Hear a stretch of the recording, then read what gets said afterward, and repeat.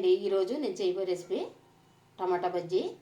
టమాటాలో శనగపిండి, కారం, ఉల్లిపాయలు, పచ్చిమిరపకాయలు, అల్లం వెల్లుల్లి పేస్టు, సాల్టు, తిని సోడా, వెల్లుల్లి పేస్ట్ వేసాను, తిని సోడా వేసి తర్వాత సాల్టు, వాటర్ వేసుకుని పిండి కలిపేసుకోవాలి.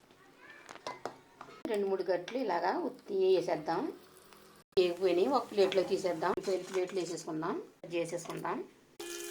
ఇలా బద్దలు చీరేసుకుని బజ్జీ టమాటా ముక్కలు తీసేయాలి. ఇప్పుడు ఇందులో టమాటా ముక్కలు వేసుకున్న పకోడీ చిప్స్ లాంటిది, అటుకులు, ఉల్లిపాయలు, పచ్చిమిరపకాయలు, నిమ్మరసం ఇలా కలిపేసుకోవాలి. సాల్ట్, కారం వేసుకున్నాం కనుక ఇప్పుడు ఇందులో కొత్తిమీర వేసుకోవాలి. ఇందులో పెట్టేసుకోవాలి. టమాటా బజ్జీ రెడీ అయిపోయింది. ఇలా మీరు కూడా ట్రై చేయండి, చాలా చాలా బాగుంటాయి. ఈ వీడియో కనుక మీకు నచ్చినట్లయితే సబ్స్క్రైబ్ చేయండి, లైక్ చేయండి, షేర్ చేయండి, కామెంట్ చేయండి.